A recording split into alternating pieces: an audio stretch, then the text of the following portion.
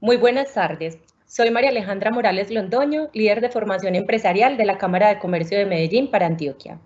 Hoy los acompaño nuevamente con esta conferencia virtual, en donde abordaremos el tema contratación pública en épocas de emergencia económica, social y ecológica. En nombre de mi organización, agradezco su interés y la acogida a esta conferencia. Como se los hemos mencionado en otros espacios como este, la Cámara está buscando que las empresas se mantengan y crezcan. Por esto, queremos acompañar a los empresarios y comerciantes en medio de esta contingencia, suministrando contenidos de apoyo en temáticas de actualidad que les den fundamentos para su gestión empresarial. Juntos nos recuperaremos. En cámaramedellín.com encontrarán toda la información que durante estos días la Cámara está preparando para ustedes y en las demás redes sociales. La metodología de la conferencia de hoy será la siguiente. La conferencia tendrá 1 hora para exponer el tema y contaremos con otra hora para responder las preguntas que tengan al respecto. Durante la conferencia tendrán habilitado en el margen derecho un formulario de preguntas. Nosotros haremos una selección partiendo de las preguntas que sean más votadas por ustedes mismos. Así que los invito a revisar las preguntas que otras personas realicen, que voten por ellas y que no sean repetitivas, para que tengamos tiempo suficiente y la oportunidad de responder muchas más. Quiero recordarles que esta conferencia será grabada y colgada en nuestro sitio web www.cámaramedellín.com.co. Una vez y sobre su margen izquierdo deberán seleccionar la opción Conferencias virtuales. Una vez estén dentro de la biblioteca, deben seleccionar sobre el margen izquierdo Conferencias virtuales. Allí podrán encontrar no solo las memorias de esta conferencia, sino otras que a lo largo de estas semanas hemos realizado y que también pueden ser de su interés. En la conferencia del día de hoy nos acompañarán Sergio Jaramillo Mejía y Esther Elena Osorio de la empresa Confirma SAS. Confirma es una compañía de propiedad de la Cámara de Comercio de Medellín para Antioquia, que opera procesos sensibles a la seguridad jurídica y al compliance. Confirma ha actuado como evaluadora de procesos de contratación públicos, verificando los requisitos jurídicos, financieros y técnicos que deben cumplir los oferentes y recomendando los adjudicatarios de 149 procesos de contratación. En función de su actividad, Confirma ha podido participar en la adquisición de recursos públicos por más de 94.000 billones de pesos. Sergio Jaramillo Mejía, quien nos acompañará hoy, es abogado de la UPB con estudios de especialización en responsabilidad civil y seguros de AFIT. Desde el 2010 se desempeña como gerente general de Confirma. Por su lado, Esther Elena Osorio Flores es abogada de la Universidad de Medellín con estudios en Derecho Administrativo y Gobierno de la misma universidad. Desde el 2014, Esther es la directora de la línea de servicios de proyectos de contratación de Confirma. El contenido que hoy Sergio y Esther abordarán estará enfocado en 8 decretos que tienen que ver con antecedentes de la emergencia económica, medidas de urgencia en materia de contratación estatal, sector transporte, productores del campo, protección a contratistas, adquisición de dispositivos médicos en el mercado internacional y movimientos presupuestales. Le damos entonces la bienvenida a Sergio y a Esther. Gracias por aceptar esta invitación y por ayudarnos como empresa hermana a acompañar a estos empresarios en estos días de contingencia. Bienvenidos. Muchas gracias, María Alejandra. Para mí, para Esther, es un placer estar hoy en la Cámara de Comercio y con todos los empresarios. Finalmente, como todos ustedes, estamos trabajando desde casa, luchando día a día para que podamos salir de esta contingencia. En el caso de Confirma específicamente estamos concentrados en 3 propósitos. En primer lugar, en cuidar nuestra gente. En segundo lugar, en cuidar el empleo de nuestros empleados y colaboradores. Y en tercer lugar, por supuesto, en darle sostenibilidad en el largo plazo a nuestra compañía. Nosotros nos dedicamos a distintas cosas, una de ellas temas de contratación pública, como lo dijo María Alejandra, y es por eso que hoy queremos presentarles cómo se hace la contratación pública en esta época de emergencia. Quiero también saludar, y creo que ustedes no los ven, a nuestros productores de la conferencia, a Juan Esteban y Ana María, que son los que garantizan que todo esto funcione. Muchas gracias por estar ahí y por garantizar que podamos llegar a buen término con esta presentación. Voy a compartir entonces la presentación en este momento. María Alejandra, ¿me confirmas, porfa, que esté viéndose en pantalla completa? Está perfecto, Sergio. Listo, perfecto. Como lo decía hace un momento María Alejandra, nosotros somos una compañía que opera procesos de contratación desde el 2010. Esta es una compañía que comparte propiedad. El 50% de la propiedad de Confirma es de la Cámara de Comercio de Medellín y el otro 50% es del Grupo Cadena, un grupo empresarial afincado también en nuestra ciudad con operaciones en todo Colombia y en algunos países de la región. Nos formamos en el 2010 con la idea de operar, como lo he dicho, procesos repetitivos que tengan relación con temas de la seguridad jurídica, de la contratación y del compliance. Específicamente, en la línea de procesos de contratación, nosotros acompañamos a entidades públicas y privadas a operar procesos de contratación. ¿Eso qué significa? Que formalmente somos designados como comité asesor y evaluador de licitaciones públicas o privadas, y cuando estamos frente a licitaciones públicas, significa ello que somos los encargados de revisar que las propuestas presentadas por cada uno de los oferentes cumplan con las condiciones y los requisitos habilitantes establecidos en los pliegos de condiciones y que se refieren a asuntos jurídicos, asuntos financieros y asuntos de experiencia. Y una vez frente a los proponentes que cumplen esas condiciones habilitantes, somos los encargados de evaluar las propuestas presentadas de una manera objetiva y transparente, presentando para el efecto una recomendación de adjudicación. Como lo mencionaba María Alejandra hace un rato, en nuestra historia de esta línea de servicios hemos operado 149 procesos de contratación que nos han permitido participar en la adjudicación por 94.9 billones de pesos. Eso significa ni más ni menos que Confirma ha sido la encargada de administrar y de evaluar básicamente todos los planes de infraestructura del país en los últimos 6 años. Fuimos los encargados de hacerlo para las concesiones de cuarta generación administradas por la Agencia Nacional de Infraestructura. Recientemente lo hicimos para el Metro de Bogotá. En Antioquia lo hicimos para Parques del Río o para otras obras emblemáticas como el Túnel del Tocho. En total hemos evaluado más de 1.740 proponentes, de los cuales el 88% son proponentes nacionales y el 11.4% restantes son proponentes internacionales. Eso nos ha permitido conocer muy en detalle las reglas de contratación pública y también saber cómo proponentes nacionales o internacionales acreditan sus condiciones de capacidad jurídica, de su capacidad financiera y de su experiencia técnica. Hoy básicamente lo que queremos es transmitirles a ustedes unas ideas asociadas a las nuevas reglamentaciones que se han expedido con ocasión de la emergencia económica, social y ecológica y que tienen que ver con todos los procesos de contratación pública que adelanta el Estado. Muy bien, veamos. En primer lugar, tenemos que enmarcar todas estas normas en lo que tantas veces conocemos. Supongo que aquí hay abogados y no abogados, pero siempre tenemos que enmarcarlo en qué significa una emergencia económica. Nuestra Constitución Política, en su artículo 215, establece que cuando quiera que ocurren hechos excepcionales y extraordinarios que perturban de grave forma el orden social, económico o ecológico, se puede decretar una emergencia económica.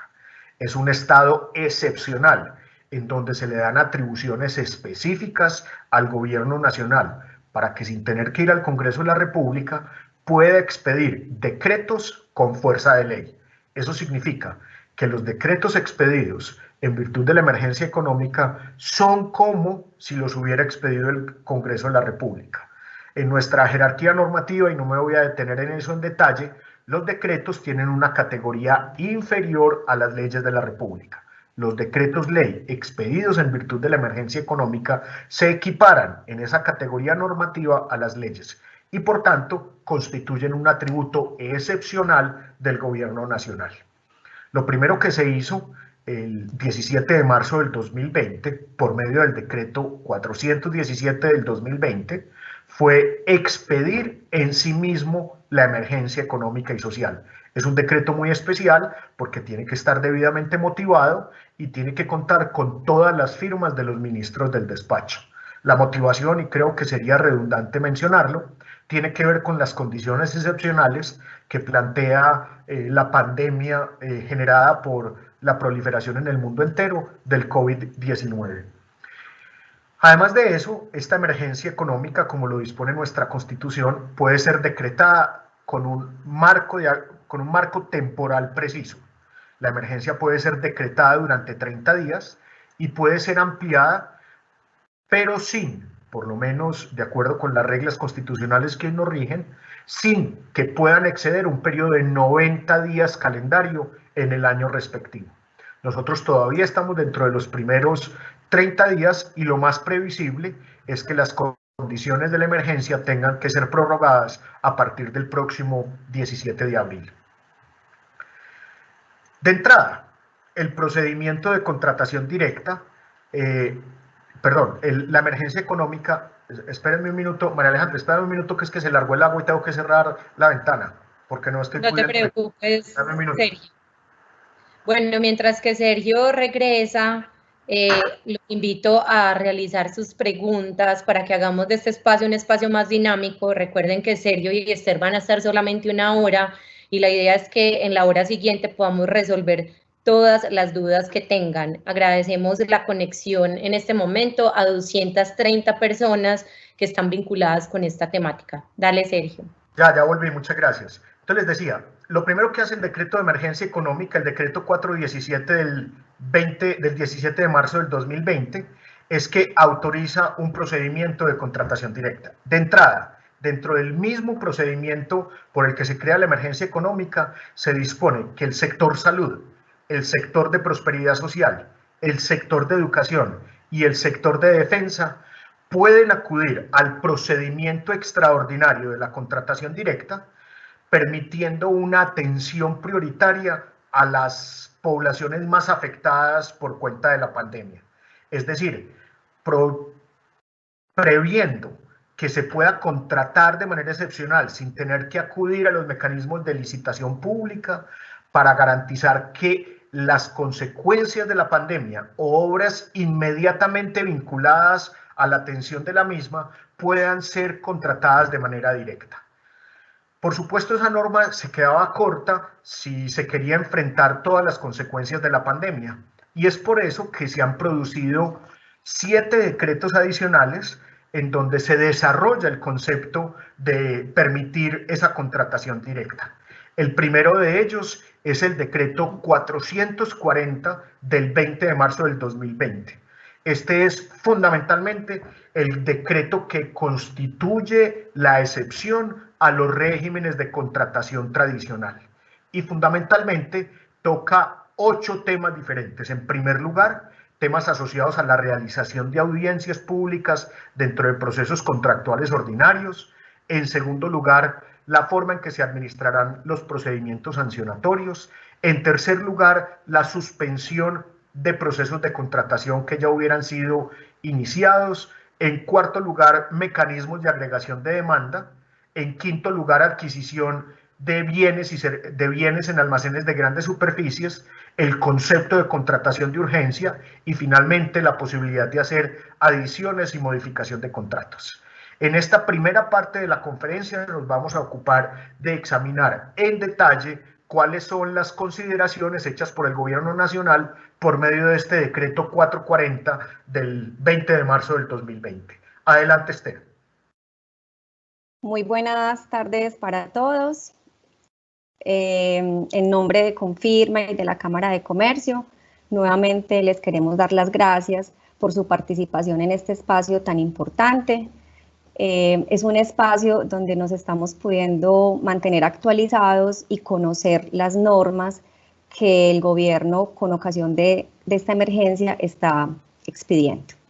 Vamos entonces, como bien lo dijo Sergio, a revisar los cambios normativos del decreto 440 y específicamente en el tema de las audiencias públicas.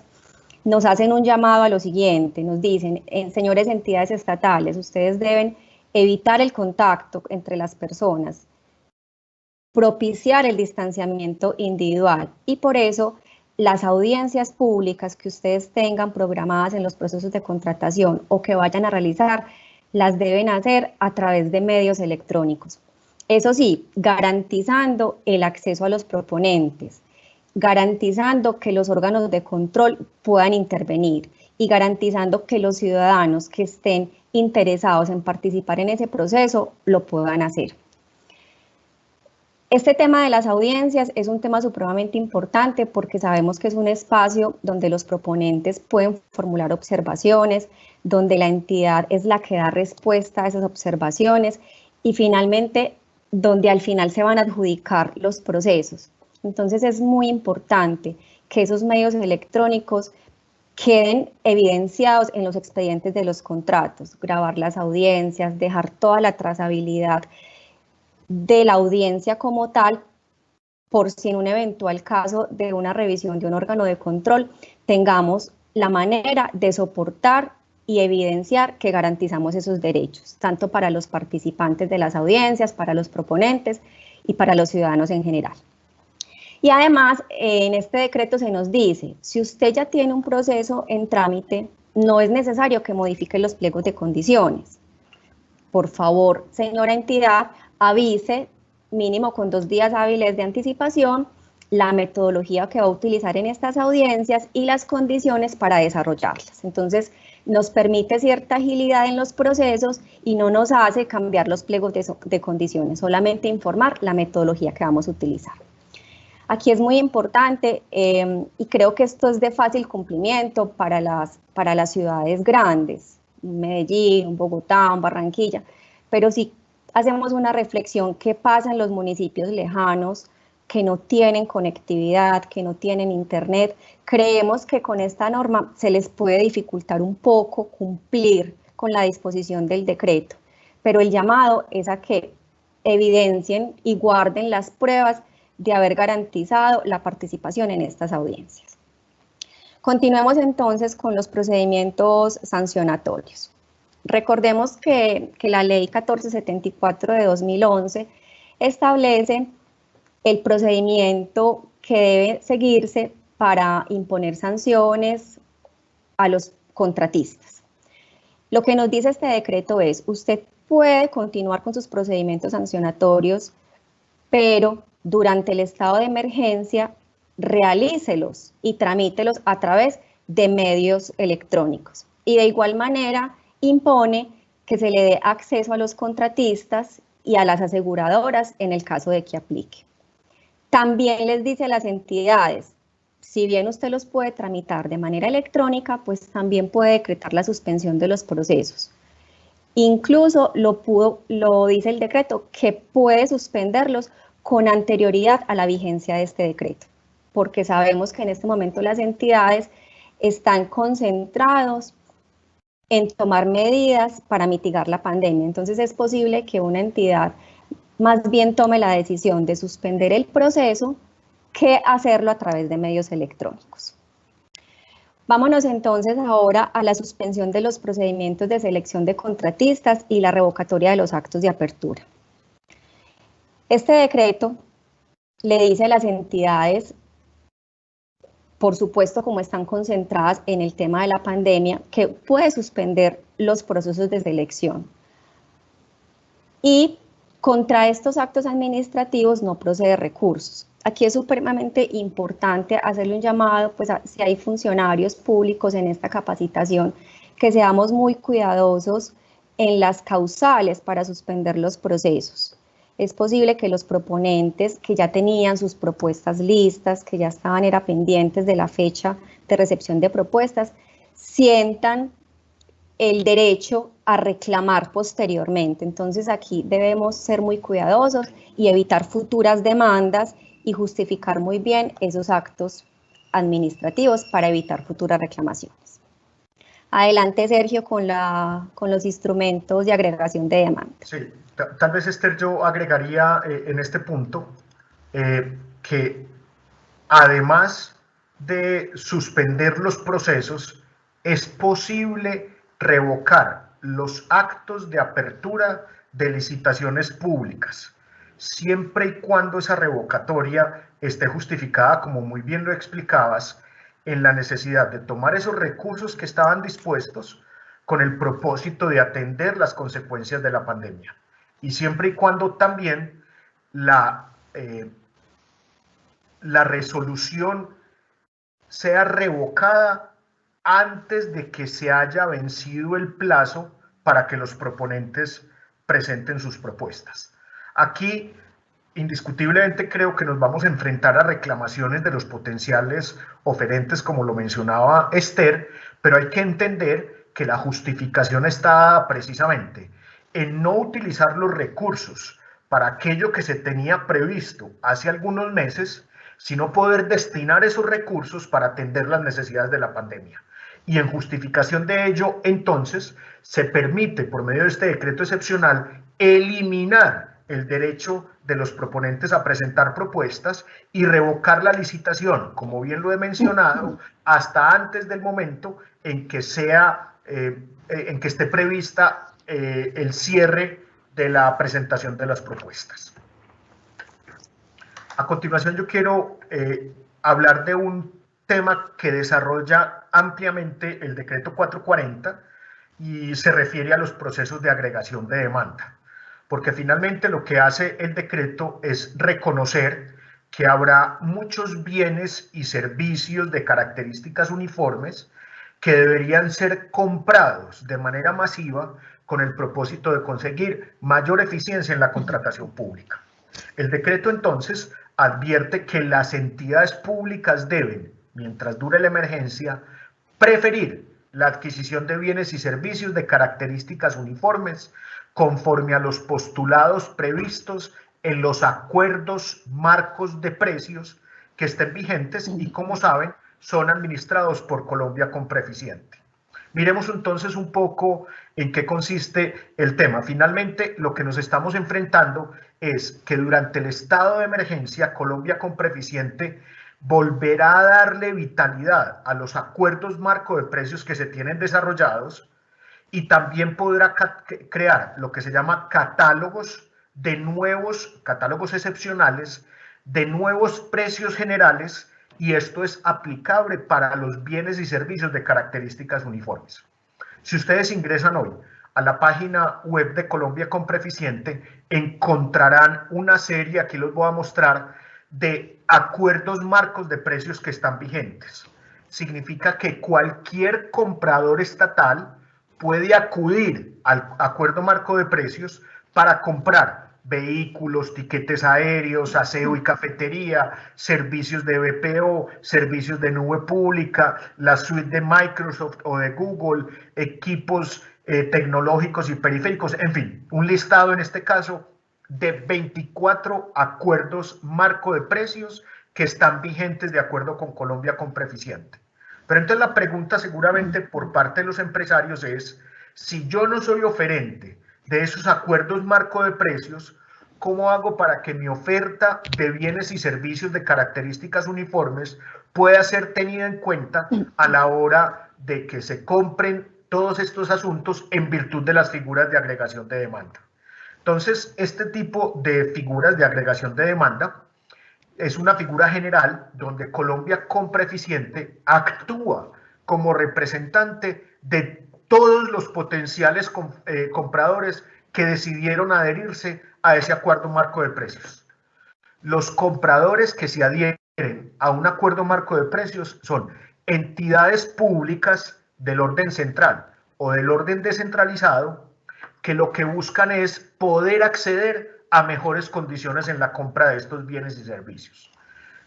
Perdónenme ponerlo un poco en el terreno anecdótico, pero finalmente lo que pretende hacerse con procesos de agregación de demanda es que no veamos lo que tan tristemente vimos durante el fin de semana, en las noticias de televisión, donde se nos indicaban, sobre todo en entidades públicas lejanas a las capitales, que se están haciendo compras de bienes y servicios de características uniformes a unos precios elevados, evidentemente fomentando conductas en este momento absolutamente reprochables. El acuerdo marco de precio, en últimas, lo que hace es identificar el bien y el servicio que se quiere adquirir, identificar el precio máximo con el que ese bien o servicio se puede vender, cuáles son las garantías mínimas que debe proveer el vendedor y cuál es el plazo mínimo de entrega. Con esas 4 características, Colombia Compra Eficiente, repito, actuando como un representante de los potenciales compradores, celebrará un acuerdo marco de precio con aquellos oferentes que cumplan con las características y las exigencias establecidas en materia jurídica, financiera y de experiencia, y se tendrá como objetivo de ese acuerdo de marco de precios, insisto, en producir economías de escala, en incrementar el poder de negociación del Estado y finalmente en compartir los costos y conocimientos de todos los compradores con el fin de hacer más eficiente y realizar un principio de valor por dinero en la compra pública. Ahora, el decreto 440 establece que el Estado debería propiciar catálogos de precio diferentes a esos 24 que hemos establecido. En una conversación que tuve esta mañana con Colombia Compra Eficiente, me informaron que en este momento hay en estudio 5 acuerdos de precio adicionales que deben lanzarse en el transcurso de esta semana y que le permitirán a potenciales oferentes de bienes y servicios de características uniformes, y en eso quiero ser clarísimo, bienes y servicios de características uniformes, inscribirse en el acuerdo marco de precio con el propósito de poder lograr que sus bienes y servicios sean adquiridos en este concepto de agregación de demanda. Entonces, lo que está haciendo en este momento Colombia Compra Eficiente es está haciendo estudios de mercado, está empezando a pedir manifestaciones de interés y hacer un análisis histórico de esos nuevos bienes y servicios que no estuvieran incluidos en acuerdos anteriores, con el propósito de abrir un muy rápido procedimiento de licitación pública, con el propósito de adjudicar y firmar los contratos nuevos de acuerdos marco de precios. Incluso en el decreto 440 ya se previó esta posibilidad y ya durante la emergencia económica fue celebrado un primer acuerdo marco de precios que está dentro de estos 24 que les he mencionado. Aquí hay de todo, no solamente nos imaginemos temas complejos, sino que estamos viendo cosas que, repito, pueden catalogarse como bienes y servicios de características económicas, de características uniformes. Esos 5 procesos que están siendo abiertos en este momento tienen que ver con suministro de alimentos y con suministro de equipos médicos para poder hacer agregación de demanda. Siempre que el Estado haga agregación de demanda como comprador, va a poder perseguir mayores eficiencias. Este tema de agregación de demanda tiene también una novedad muy grande, y es que permite a las entidades públicas acudir a compras en almacenes de grandes superficies. Anteriormente, esta posibilidad estaba dada siempre y cuando la compra fuera inferior al valor establecido por la ley de contratación para los contratos de mínima cuantía. Aquí se permitió que las compras en grandes superficies se les suba el valor y vaya a contratación directa en procesos hasta de menor cuantía. Obviamente, para hacerlo un poco entendible, quiero presentarles cuáles son los topes de presupuesto y el valor máximo de contratación en almacenes de grandes superficies. Aquellas entidades públicas, yo no sé si debe estar viéndose el puntero láser que estoy lanzando en este momento, aquellas entidades públicas que tengan presupuesto superior a 1.053.000 millones de pesos, fundamentalmente los grandes departamentos y las ciudades capitales, pueden hacer compras en almacenes de grandes superficies por valor de hasta 877 millones de pesos. Por su parte, las entidades públicas con presupuestos entre 746 millones y 1.053.000 millones pueden hacer compras públicas hasta 746 millones de pesos. Aquellas que tienen presupuesto entre 351.000 millones y 746.000 millones pueden hacer compras públicas hasta 570 millones de pesos en almacenes de grandes superficies. Las que tienen presupuestos entre 105.000 y 351.000 millones de pesos pueden hacer compras públicas hasta 395 millones de pesos. Y finalmente, y aquí hay gran parte de las entidades descentralizadas del territorio nacional, aquellas entidades descentralizadas que tengan presupuestos de menos de 105.000 millones de pesos pueden hacer compras en almacenes de grandes superficies hasta 245 millones de pesos. Ojo, el que se estén haciendo compras en almacenes de grandes superficies no significa que las entidades de control no estén vigilando el precio asociado a los almacenes de grandes superficies. Hoy hay por parte de distintas autoridades, la Superintendencia de Industria y Comercio y el mismo Gobierno Nacional, un esquema también de revisión y protección de precios para garantizar que esas adquisiciones hechas en almacenes de grandes superficies no vayan a superar los precios establecidos en el mercado para aquello que se pretende comprar. Adelante, Esther. Bueno, este decreto también establece algo muy importante y es que prescribe que podemos contratar directamente en virtud de la emergencia, invocando la causal de contratación de urgencia manifiesta. Es muy importante tener en cuenta que para la contratación de urgencia no necesitamos hacer estudios previos, eso lo establece la Ley 80, pero sí es importante que analicemos la conveniencia de la contratación. ¿Para qué estoy contratando? ¿Por qué estoy contratando? ¿Cuál es el fin de la contratación? Y en esto ha sido muy importante el llamado que ha hecho la Procuraduría y la Contraloría General de la Nación, porque ellos están verificando la contratación que están haciendo las entidades y han dicho, mucho cuidado con estar contratando para gastos suntuarios, para publicidad innecesaria asociada a la emergencia, para el pago de deudas y para contratos que no permitan atender la emergencia.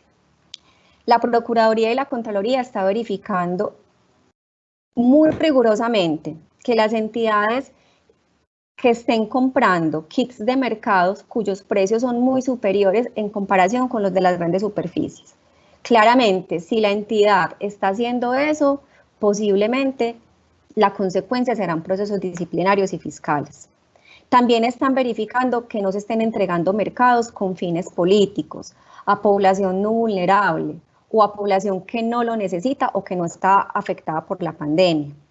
Están revisando que no se hagan contratos para publicidad sobre conocimientos y cuidados de la emergencia a personas que tienen acceso a internet, a televisión y que efectivamente esas personas tienen información suficiente de la pandemia. También están revisando que los contratos que se suscriban para el suministro de ayudas humanitarias se estén celebrando con personas jurídicas cuyo objeto social sea este. Es decir, que no sean personas jurídicas que tienen por objeto social una actividad diferente. Revisan también la Procuraduría y la Contraloría que los contratos celebrados para el suministro de los implementos de aseo sean entregados de una manera completa, porque ya han evidenciado contratos donde las ayudas se entregan de manera parcial. Y adicionalmente hacen un llamado a que los contratos se publiquen de manera oportuna en el SECOP y que cuenten con efectivamente la declaratoria de urgencia y los demás documentos propios de la contratación. Entonces, aquí es un llamado para que no contratemos por contratar, sino que hagamos un análisis de conveniencia a todas las contrataciones que se realicen en las entidades estatales.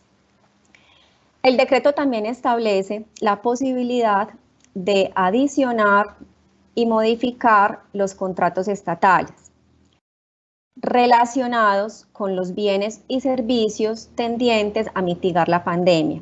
Y el decreto establece que no hay límite de valor para adicionar los contratos estatales, pero que igualmente con la observación que les hacía frente a la contratación de urgencia, es muy importante que le hagamos el análisis de conveniencia a esas adiciones y a esas modificaciones, es decir, que estén relacionadas con la situación de emergencia, porque la entidad previamente debe verificar y justificar la necesidad de adquirir esos bienes o esos servicios. Entonces no es adicionar por adicionar o prorrogar por prorrogar, debe estar justificado y debe estar relacionado con la pandemia y con la adquisición de bienes y servicios de la pandemia. En relación con el pago a los contratistas, no solamente en este decreto, sino en otros decretos que veremos adelante, el gobierno ha sido muy enfático en que el Estado debe implementar mecanismos para que los contratistas puedan gestionar sus facturas o sus cuentas de cobro.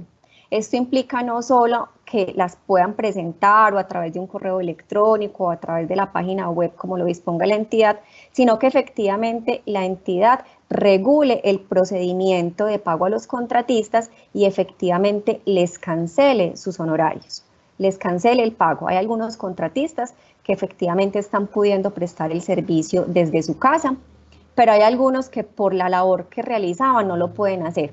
Más adelante les mostraremos que hay un decreto que estableció que así esas personas no estén prestando el servicio, se les deben cancelar sus honorarios. Obviamente, y finalizada esta contingencia, estos contratistas deberán cumplir con el objeto de sus contratos, pero por ahora no hay suspensión en los pagos a los contratistas.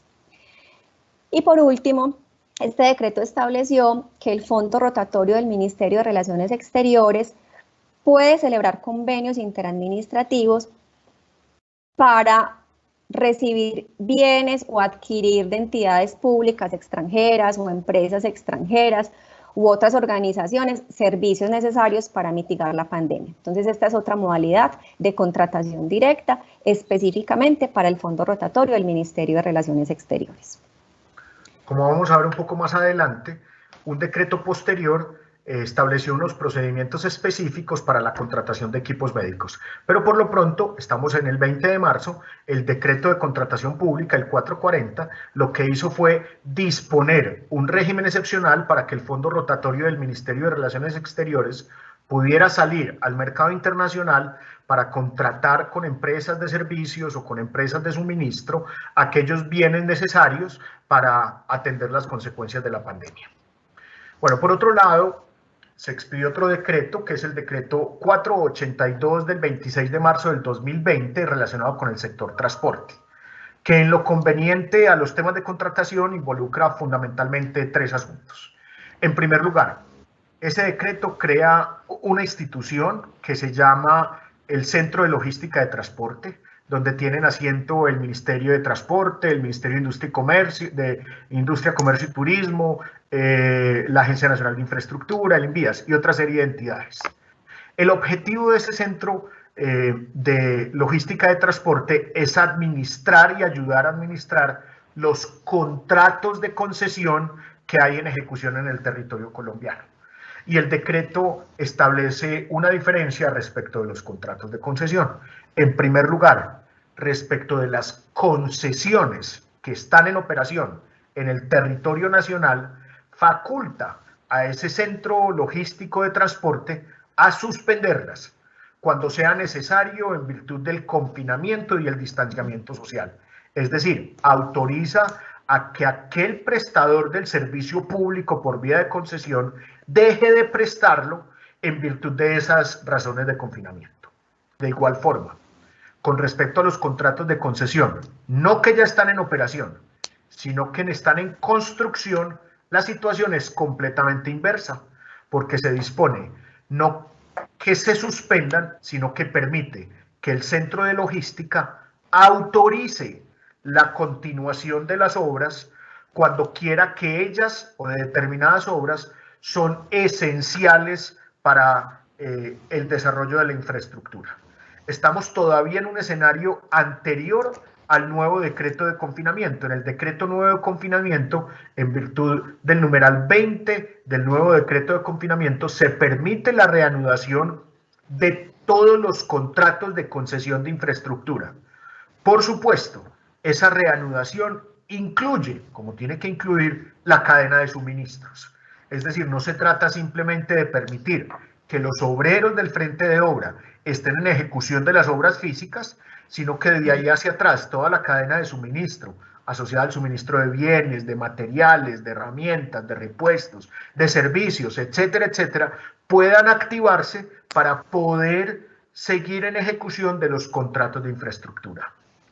Y tiene además una novedad muy importante el decreto 482, y es que dispone que como consecuencia de esta coyuntura y de esta pandemia, tanto los contratos de concesión que ya están en servicio, como los contratos que empiecen a entrar en operación y que estén derivados de asociaciones público-privadas de la figura de APP, pueden ser extendidos en su plazo por periodos superiores al 20% inicialmente establecido.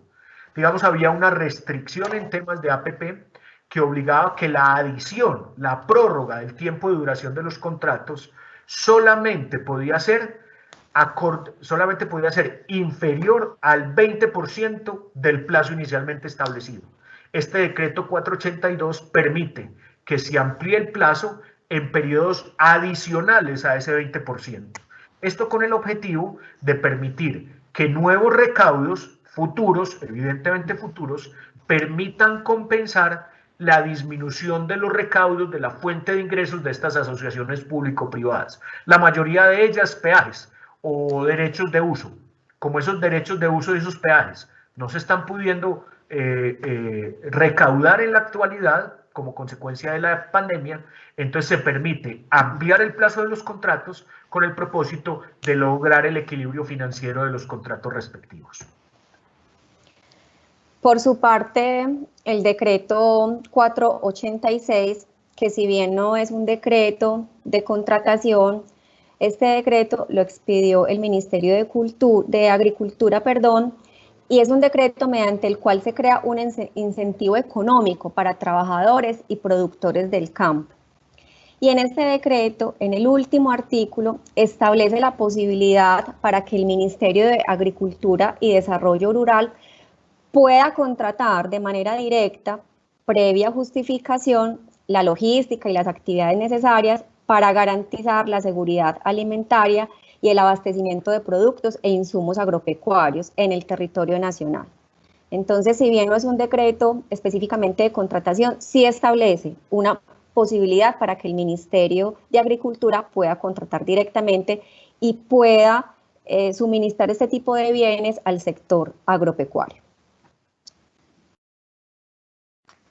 El decreto 491 es un decreto supremamente importante porque es un decreto que le da protección a los contratistas de prestación de servicios. Y era parte de lo que les mencionaba anteriormente.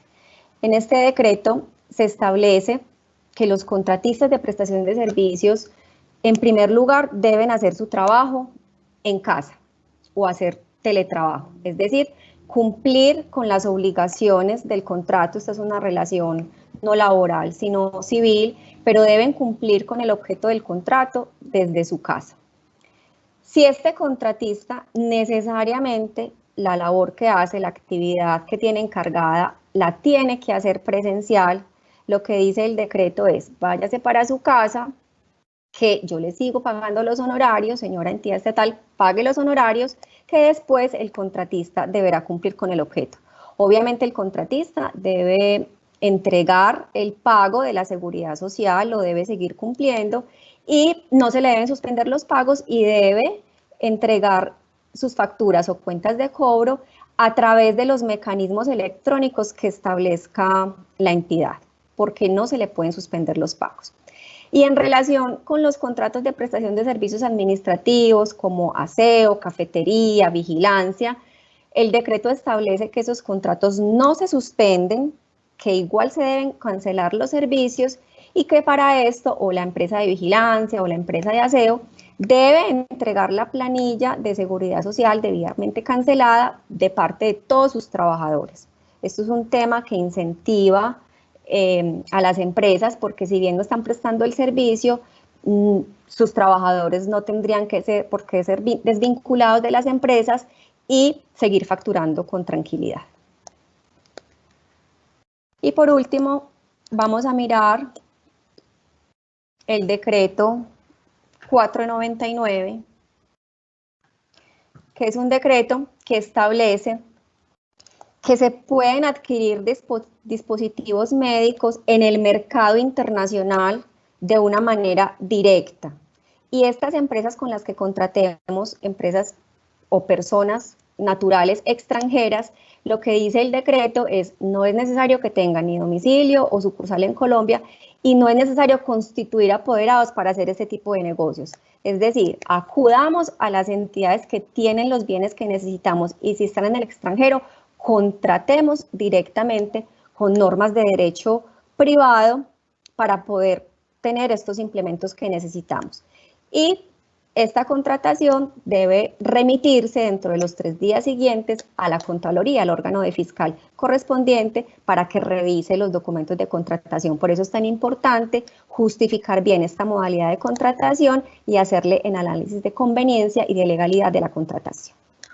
Yo en este tema creo que es donde existe la disposición un poco más arriesgada por parte del Gobierno Nacional a propósito de la emergencia, porque como les digo, se exceptúa completamente el régimen de contratación público, se exceptúa por completo y se dispone que para la adquisición de dispositivos médicos el Gobierno Nacional actúa como un particular. Actúa como un particular en consecuencia significa que es en virtud del principio de autonomía de la voluntad en el que se rigen estos contratos, en acuerdos que no tienen ningún tipo de formalidad y en donde simplemente el acuerdo sobre precio, garantías y forma de entrega constituirá los elementos esenciales de los contratos de compraventa respectivos. Eso no quiere decir, como muy bien lo menciona Esther, que no haya ninguna posibilidad de hacer control posterior. Por supuesto, la Contraloría se va a encargar de hacer controles muy rigurosos dentro de los 3 días siguientes para poder garantizar que se estén respetando igualmente los principios de transparencia y de publicidad. No me voy a ocupar de hacer pues un detalle de todos los tipos de insumos médicos que se pueden contratar, pero hay un listado que está en el mismo decreto y que van desde nebulizadores hasta equipos de rayos X, desde camas hospitalarias pediátricas hasta desfibriladores. Se trata fundamentalmente de poder acudir al mercado internacional con el propósito de adquirir en una manera muy rápida y, como lo menciona el mismo decreto, de manera inmediata todos esos bienes y dispositivos médicos. Finalmente, queríamos mencionar, y antes de cerrar, que hay un decreto que es importante, que es el decreto 512 del 2 de abril del 2020, que estipula movimientos presupuestales. Como ustedes deben saberlo, los abogados y los empresarios, el concepto de presupuesto público es un concepto muy poco flexible, donde se establece una relación de cuentas que deben estar destinadas al cumplimiento de determinados propósitos o asignados a determinadas entidades dentro de las mismas entidades descentralizadas. En virtud de este decreto, se autoriza a los gobernadores y a los alcaldes para que hagan movimientos presupuestales, es decir, para que vuelvan a construir su presupuesto sin exceder los límites establecidos en el mismo, con el fin de disponer los recursos suficientes y necesarios para atender las consecuencias de la pandemia. Así, tengan la seguridad, veremos cómo se empiecen a recortar probablemente recursos de inversión para destinarlos a recursos de atención. Se empiecen a priorizar, como lo publicaba algún diario de circulación local este fin de semana, las obras que se tenían previstas realizar y que hacían parte de los incipientes planes de desarrollo para poder atender las consecuencias de la pandemia. Todas estas características asociadas a los traslados presupuestales podrán ser realizadas sin ningún tipo de limitación en los términos establecidos en el decreto 512 del 2 de abril del 2020. Yo no quiero terminar y me voy a tomar en esto, María Alejandra, si me permites, unos 6 minutos más, sin antes mencionar 3 cosas que creo que son importantes. En primer lugar, los empresarios deben tener en cuenta que el plazo para la renovación del registro único de proponentes fue extendido conforme a los demás registros públicos hasta el próximo 3 de julio, por lo menos de acuerdo con las normas que tenemos vigentes en la actualidad. Significa eso, que será solamente hasta ese momento que las entidades públicas puedan exigir que la información financiera esté actualizada a 31 de diciembre del 2019.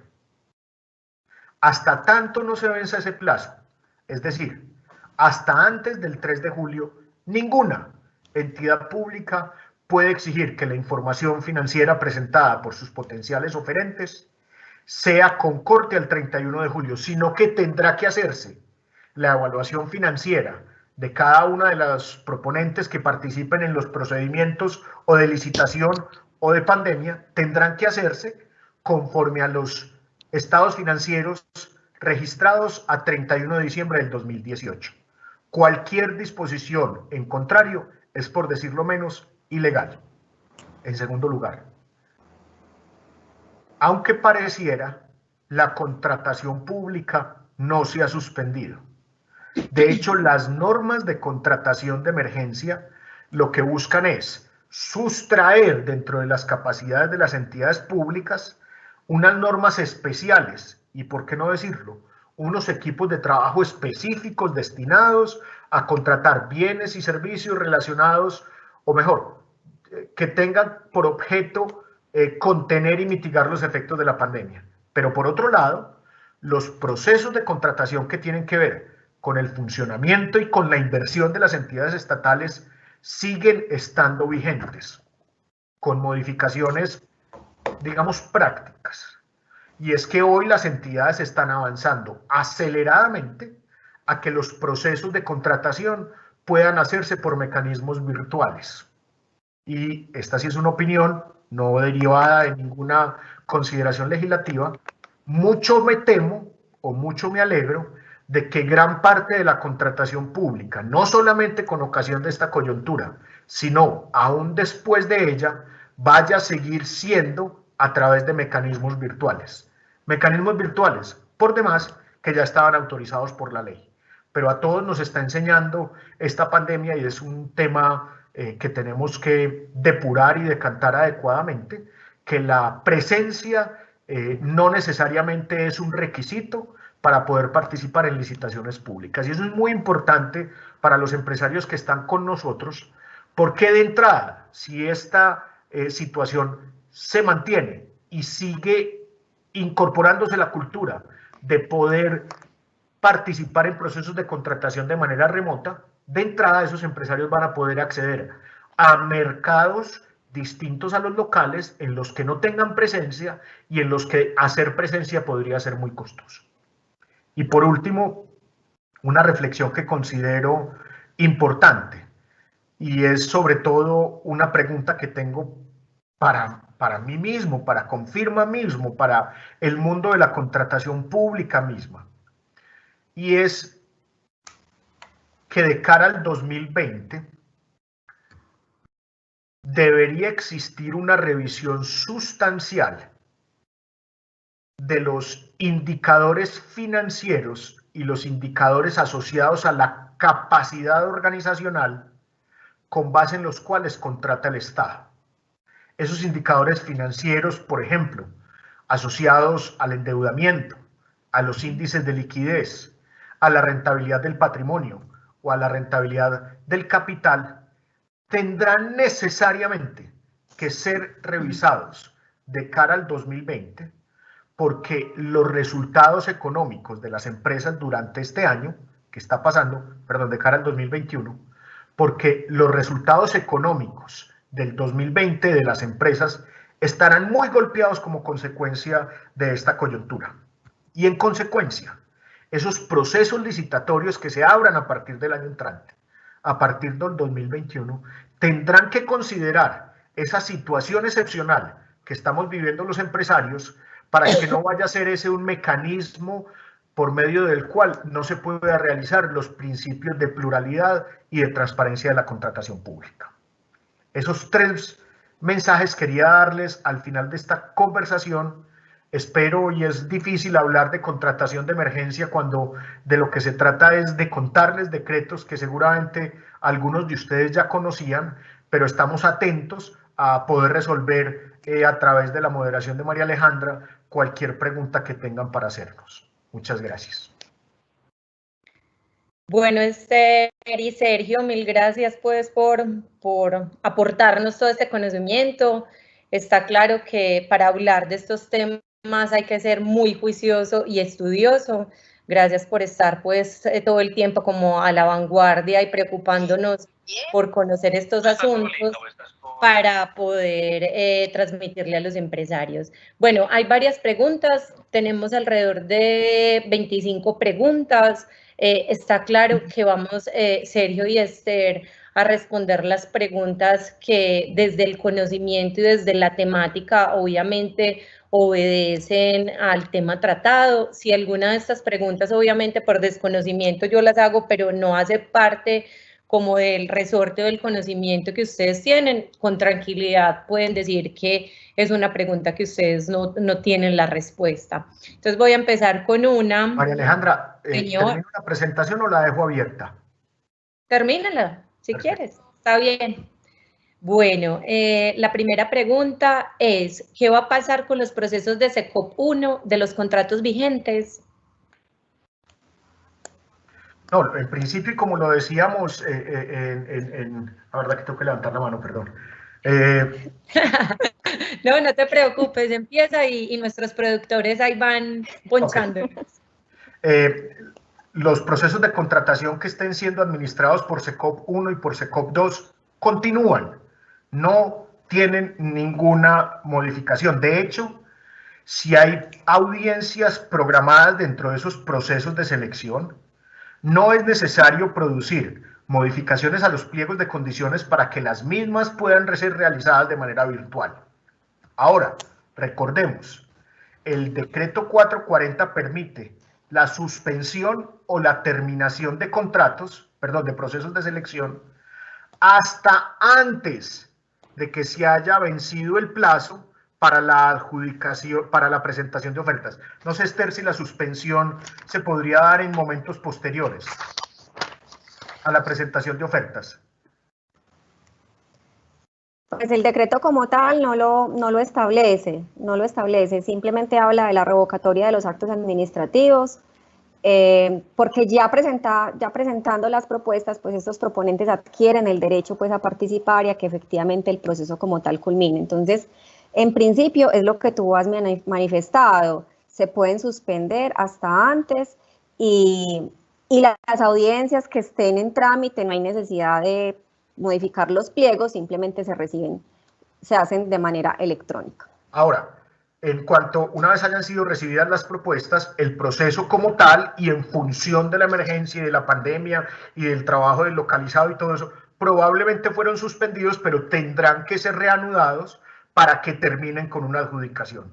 Necesariamente tendrán que terminar esos procesos que han sido suspendidos con posterioridad a la entrega de las propuestas, necesariamente tendrán que terminar con algún tipo de adjudicación. Gracias, Sergio. Y Esther, bueno, acá, en materia de contratación estatal, las normas del orden nacional expedidas por el presidente son de aplicación automática por las entidades del orden territorial o cada entidad debe adoptarla según el régimen contractual que cada entidad aplique. Muy interesante la pregunta.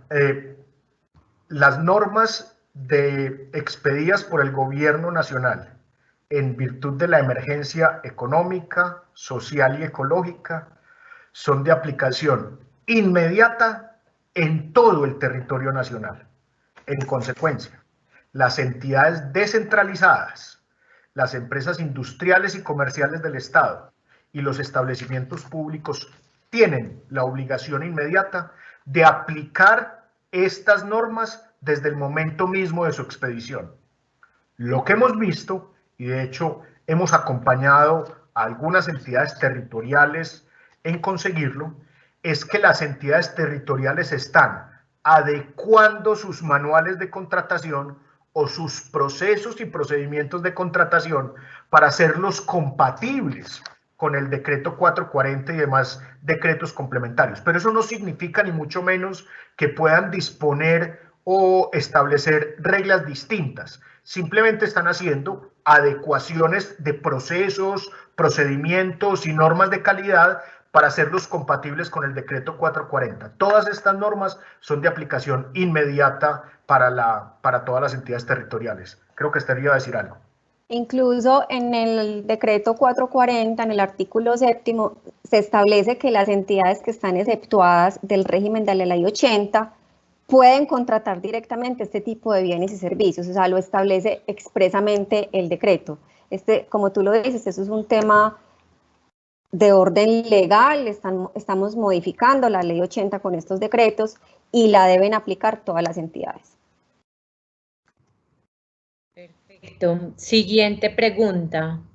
¿Dónde puedo revisar qué productos o servicios hay en Colombia Compra Segura y cómo sé si puedo aplicar o no? Sí, esta pregunta la entiendo más desde la persona que quiere ofertar su producto o su servicio. Así es, sí, también la entiendo así, María Alejandra.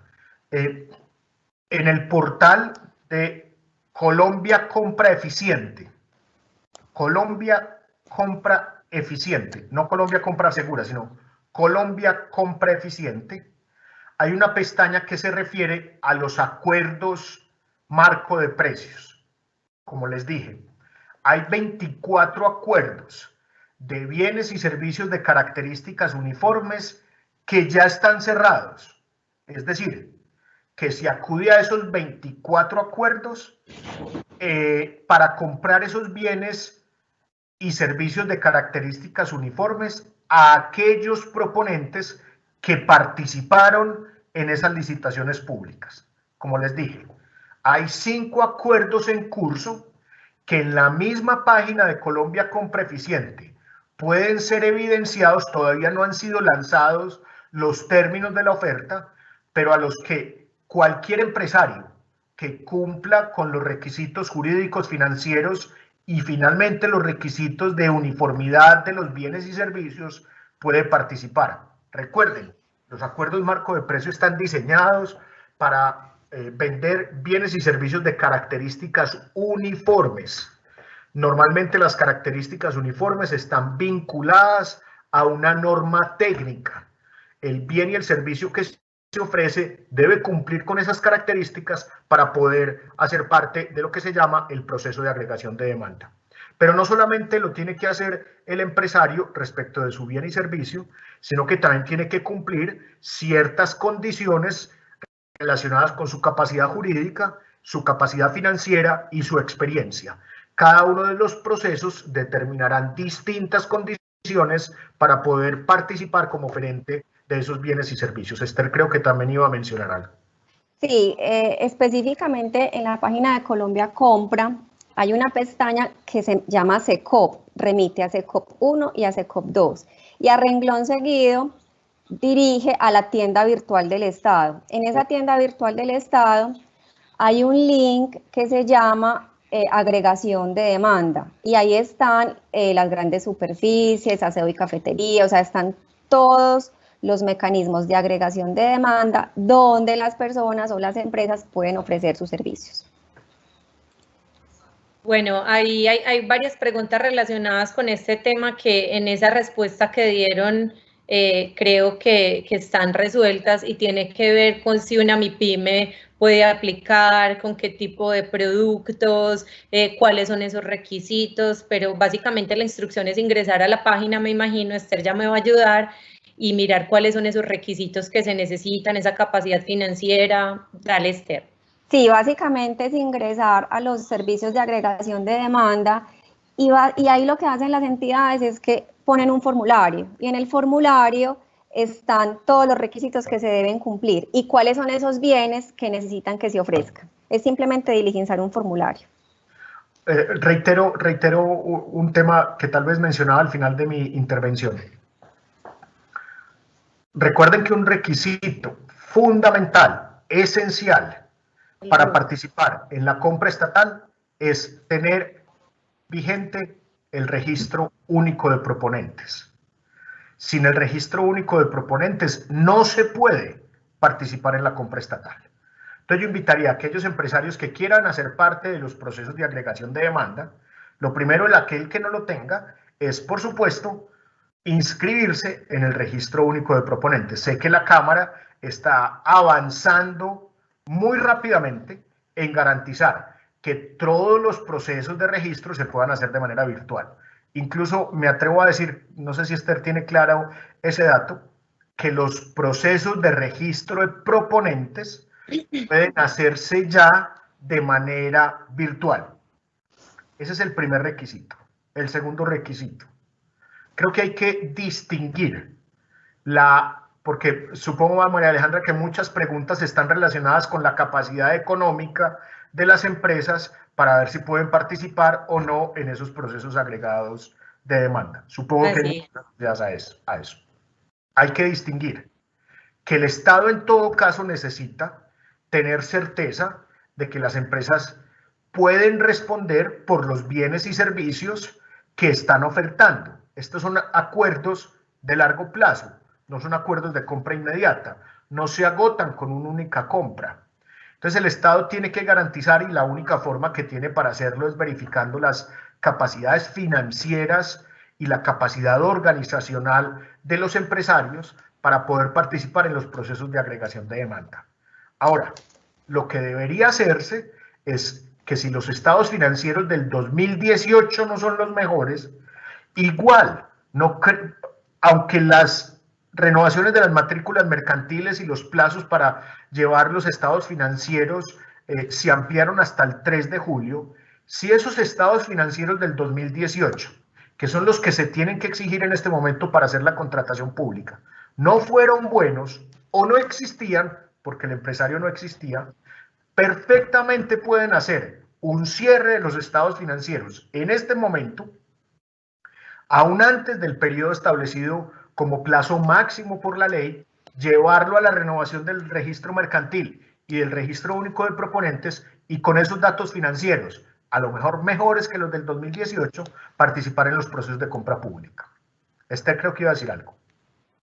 No, Sergio, en algunos mecanismos de agregación de demanda, algunos específicamente, están omitiendo algunos de esos requisitos. Entonces es simplemente acudir al formulario y en el formulario saber si piden o no temas financieros o temas de experiencia o temas del RUC, porque algunos los están exceptuando porque hay bienes que en este momento no se están consiguiendo. Entonces, ante la necesidad de conseguir estos bienes, están omitiendo algunos requisitos.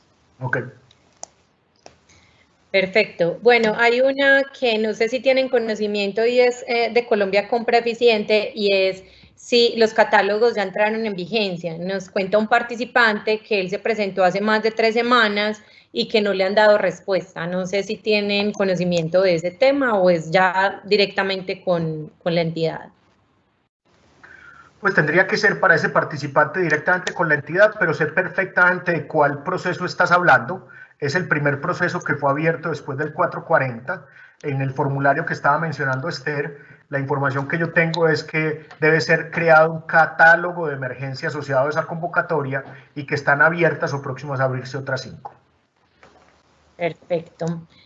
En la contratación de urgencia no es necesario habilitar un tiempo para presentación de las ofertas, es decir, queda totalmente a disposición de la empresa estatal elegir quién será su contratista antes de la publicación de la licitación. Esther, métase usted en ese lío. Es que la pregunta trae como varios componentes. Habla de licitación y habla de contratación directa. Dice, entonces, en la contratación de urgencia no es necesario habilitar un tiempo para presentación de ofertas. Bueno, entonces recordemos que, como lo mencionamos a lo largo de la conferencia, esta contratación de urgencia se hace de manera directa. Cuando hablamos que se hace de manera directa, no se exige pluralidad de oferentes, ¿cierto? Entonces yo, como entidad, justifico la necesidad de contratación y acudo a quien me ofrece el servicio. Yo no tengo que abrir una licitación o una convocatoria pública para recibir ofertas. Como lo dice la norma, lo contrato directamente. Y siempre y cuando garantice los principios de publicidad, transparencia, selección objetiva, La ley no establece un término para recibir las propuestas o las cotizaciones, porque la filosofía de la contratación directa es hacerlo de una manera ágil y rápida por unas causales expresas en la ley. Entonces, si yo como entidad no tengo alcohol, no tengo tapabocas, no tengo una camilla, pues necesariamente para garantizar esa contratación lo tengo que hacer de una manera rápida y no tengo que abrir una convocatoria con unos tiempos predefinidos en la ley. No sé si de esta manera dimos respuesta a la pregunta. Sí, le respondí. Pero María Alejandra, yo quiero agregar algo. Los procesos y procedimientos que hemos explicado de la contratación de emergencia no significa que se exceptúen los principios generales de contratación pública, que están asociados a la transparencia y también a la pluralidad. Es decir, no quiero generar una contradicción. Pero la entidad estatal tiene en la contratación de urgencia que realizar el principio de eficiencia en la contratación pública, es decir, tiene que buscar quién es el mejor oferente de eso que se necesita con urgencia. No es que la entidad pública, que de alguna manera también estaba planteada en tu pregunta o en la pregunta de nuestro participante, no es que la entidad pública arme el proceso para adjudicárselo a alguien. No, es al contrario. La entidad pública tiene una necesidad de urgencia y en función de esa necesidad de urgencia busca, en virtud de la inmediatez, quién lo puede satisfacer. Pero quién lo puede satisfacer también respetando los principios de transparencia. Es muy importante que si entre los participantes hay entidades públicas, tengan la seguridad que los organismos de control en 6 meses, 8 meses, 1 año, van a hacer visitas asociadas a todos estos procesos de contratación. Hoy ya las entidades públicas tienen el deber de mantener informadas los organismos de control, Procuraduría y Contraloría, precisamente porque las entidades de control lo que quieren es garantizar transparencia. Entonces no es que las entidades públicas puedan contratar de urgencia de una vez estableciendo a quién se lo van a comprar. No, tienen que garantizar, el ejercicio es al contrario. Y 2, en la contratación de urgencia se contrata aquello que se necesita para controlar la crisis. Es decir, para mitigar los efectos de la pandemia generada por el COVID-19. No podemos decir que se va a contratar con urgencia un nuevo metrocable. Eso no es evidentemente una contratación de urgencia. ¿Correcto? Entendido. Bueno, yo sé que ya hablaron de la importancia del tener el RUP, del tema de los estados financieros, pero nos hacen esta pregunta y me parece importante, es muy directa. ¿Cómo puede una pyme aplicar a licitaciones con entidades del gobierno? Volvemos a lo mismo y esa pyme le recomiendo. Lo más importante, y tal vez María Alejandra, para que nos sirva de experiencia, hablo también como entidad vinculada a la Cámara, será muy importante que en un futuro cercano le enseñemos a las pymes a venderle al Estado. Porque definitivamente el Estado representa una oportunidad muy grande para abrir nuevos mercados. Hace poco en una entidad pública estuvimos, en una empresa privada estuvimos hablando de este tema y hay, si mi memoria no me falla, más de 2.300 entidades públicas en Colombia que hacen compra pública. Y eso representa, cuando hice esa conferencia todavía no estábamos en pandemia, pero representa el 32% del PIB nacional, es decir, de lo que se compra en el Estado año a año.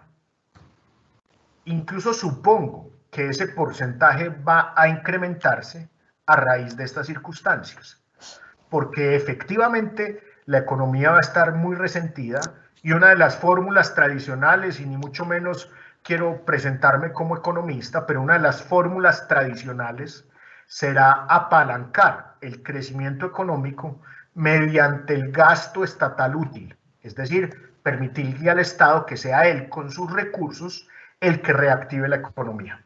Entonces creo que bien valdría la pena, y no sé si en estas mismas circunstancias que se extenderán unas semanas más, a hablar del tema de cómo enseñarle a la pyme a contratar con el Estado. Lo primero,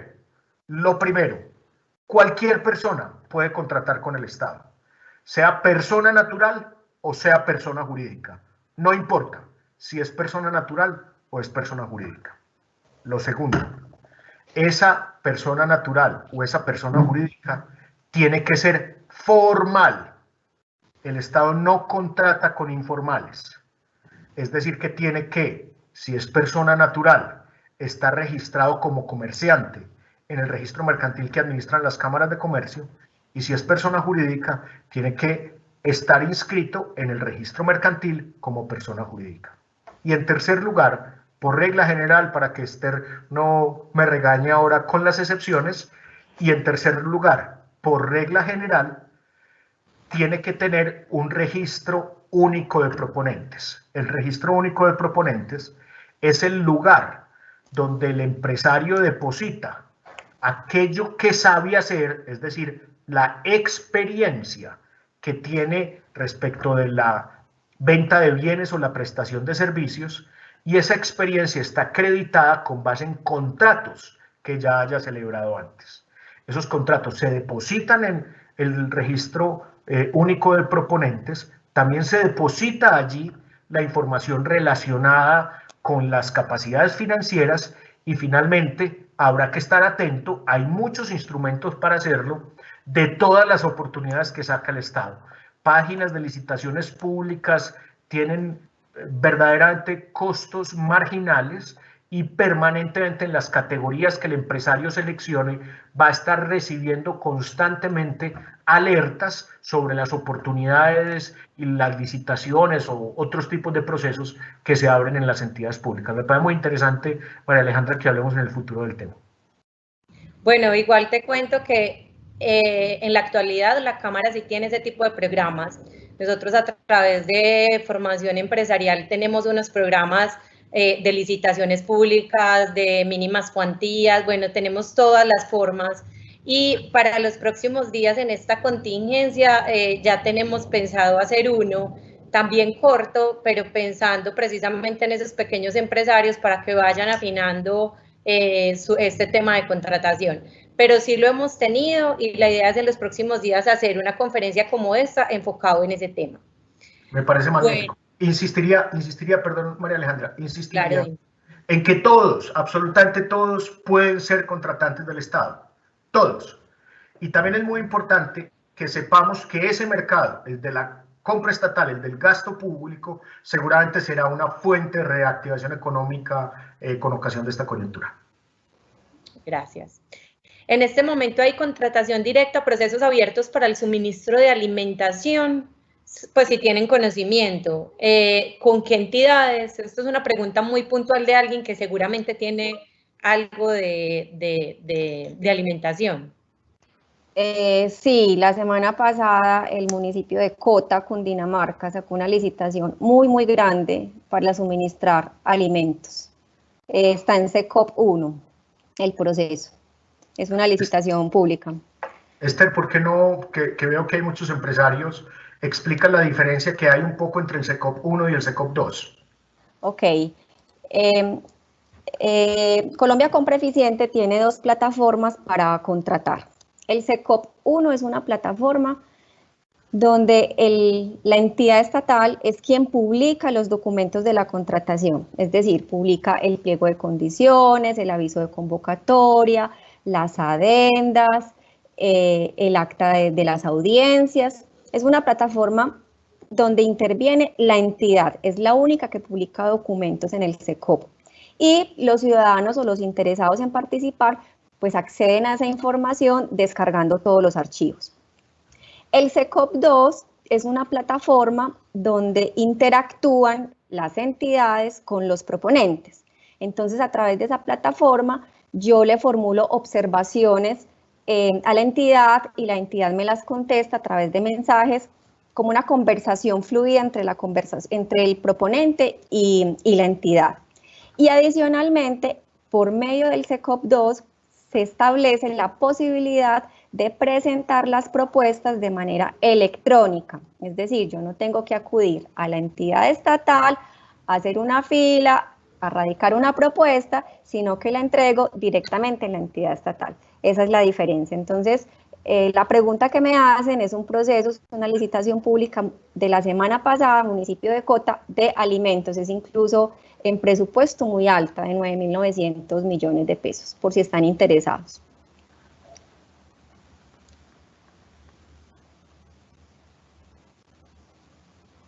Gracias, Esther, por la claridad, súper importante, porque siempre hay preguntas sobre SECOP 1 y SECOP 2.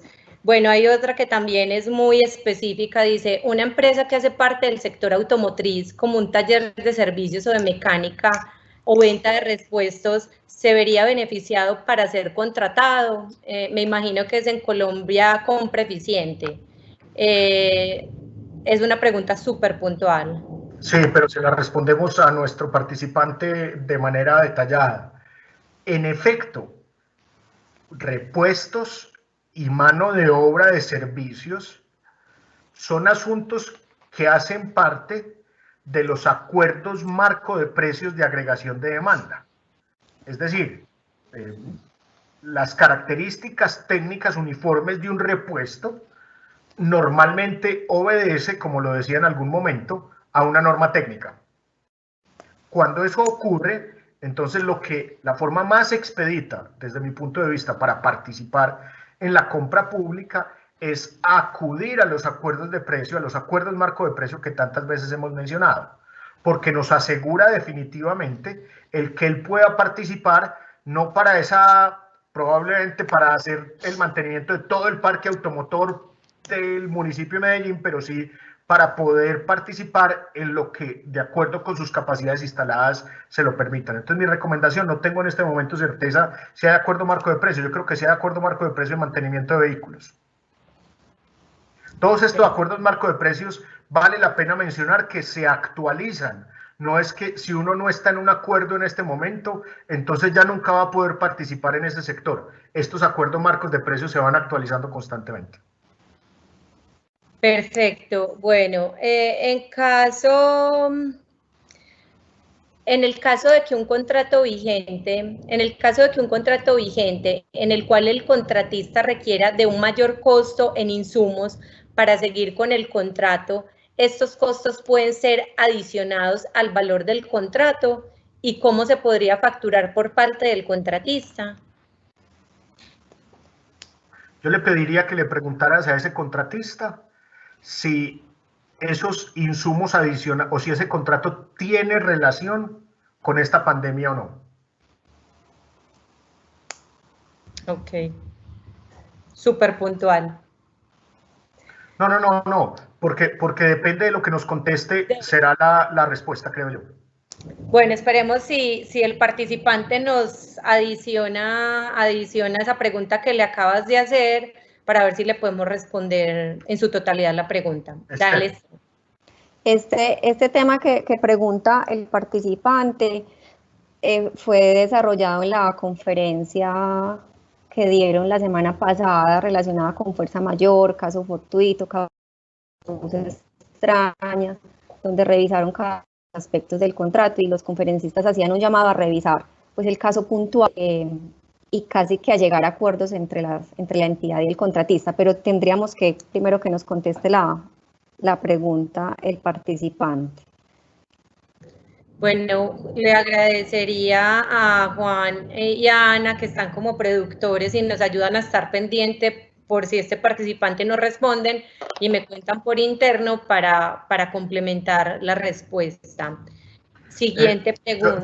Yo veo, espérate que veo también aquí en el chat una pregunta que nos hicieron, perdónenme un minuto, me meto en la moderación, pero sé que Esther sí lo consideró. ¿Cuáles son las, Esther, sé que ayer lo miraste y me lo comentaste, el decreto 537 expedido el día de ayer? ¿Recuerdas en tu lectura a qué se refiere esta norma? Este decreto es un decreto del Ministerio de Salud y Protección Social, el 537. Y en este decreto se adoptan medidas en materia de contratación estatal en el marco del estado de la emergencia.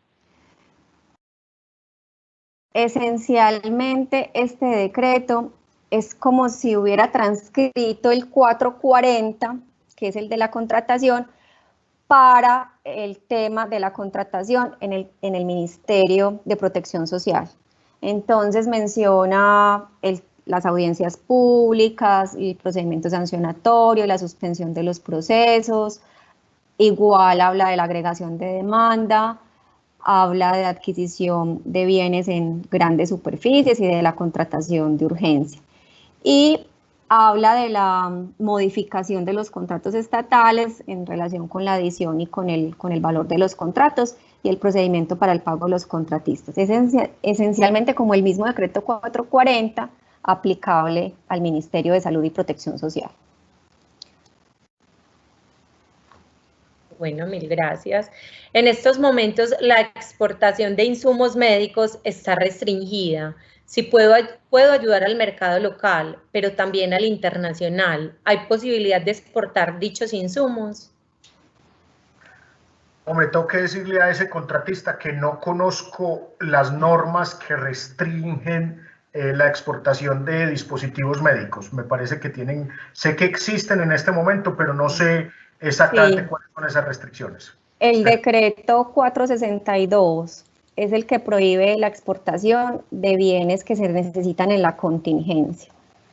Ese decreto específicamente dice lo siguiente: prohibir la exportación y habla pues de una lista de productos, de los siguientes productos clasificados en las subpartidas del arancel de aduanas. Básicamente la filosofía de este decreto es, pues, si los bienes están aquí en Colombia y los necesitamos, pues prohibamos que se los lleven a otros países. Ese es el decreto. Pero es el que habla de la exportación. ¿Cuál es el número, Esther, por favor, para repetírselo al participante? El 462 del 22 de marzo del 2020.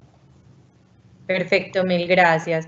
Miren, en el chat, esperen si lo veo, nos está respondiendo. Espérenme un minuto. Ya les va, porque nuestro participante, al parecer, nos dio como más claridad. Dice, el contrato corresponde a distribución de impuestos municipales. Sí, yo lo quería preguntar específicamente porque lo que tendrá él entre manos será una reclamación derivada de unas condiciones que afectaron la prestación de sus servicios. Será el régimen de riesgos del contrato respectivo el que establezca quién debe asumir el riesgo del incremento de los costos de prestación del servicio.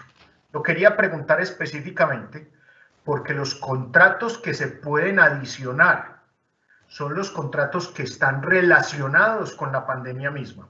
No todos los contratos estatales, sino solo los que están relacionados con la pandemia. Y la excepción consiste en que se podrán adicionar sin tener en cuenta el límite del 50% del valor del contrato. Ahora, todos los contratos estatales se seguirán o se podrán seguir adicionando, todos. Solo que con un límite de hasta el 50% del valor del contrato original. En ese caso, será un proceso de conversación con la entidad estatal, seguramente vinculado a una reclamación que le permita a él justificar el incremento de sus costos de producción en la prestación del servicio para que se le reconozca y lo facturaría como parte de la prestación de los servicios ordinarios. No sé qué opinas, Esther. Sí, así es, estoy de acuerdo. O sea, estas normas que hemos expuesto en el día de hoy están relacionadas con la emergencia. Es para adquirir bienes y servicios que se requieren para mitigar los efectos de la pandemia. Eso es supremamente importante, no es para los demás contratos. Perfecto. Bueno, esta la voy a leer tal cual la escribieron, me imagino que ustedes la entenderán. Dice, el redireccionamiento de los fondos del SGR en CTI pueden atender únicamente los procesos que se relacionan directamente con la emergencia. ¿Hasta qué cuantía? Sí, el sistema general de regalías está destinado a financiar las consecuencias propias de la pandemia, sin límite de cuantía. Y no solamente el sistema general de regalías, sino también los fondos de previsión de las entidades territoriales. Eso hace parte de uno de los decretos de emergencia económica. Sí, es el decreto 513 que es expedido por el Ministerio de Hacienda y habla del tema de regalías.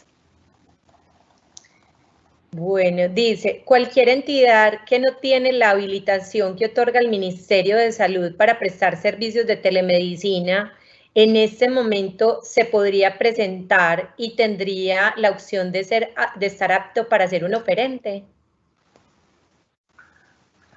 No, en temas de medicina ocurre, pues prima el principio de habilitación.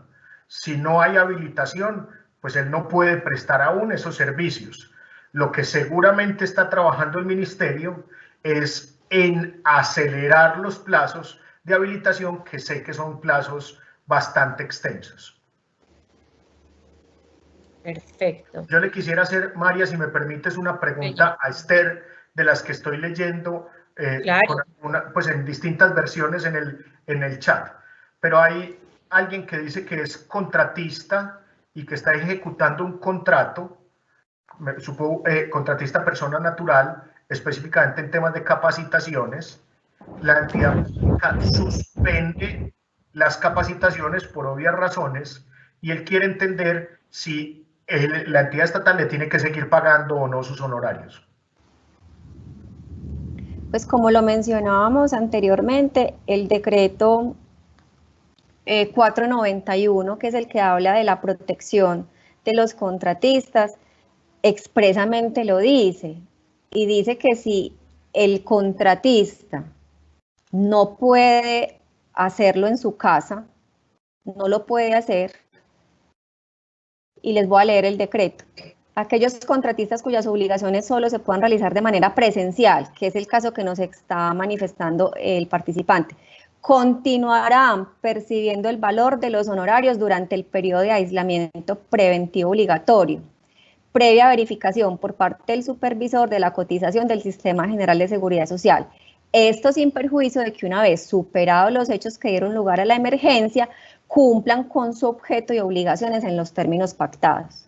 Terminada la emergencia, tendrá la obligación de hacer las capacitaciones, pero en este momento, según esta norma, le deben cancelar sus honorarios. Es el decreto 491 del 28 de marzo de 2020. Ahora, observaría, siempre y cuando se trate de una prestación regular de los servicios.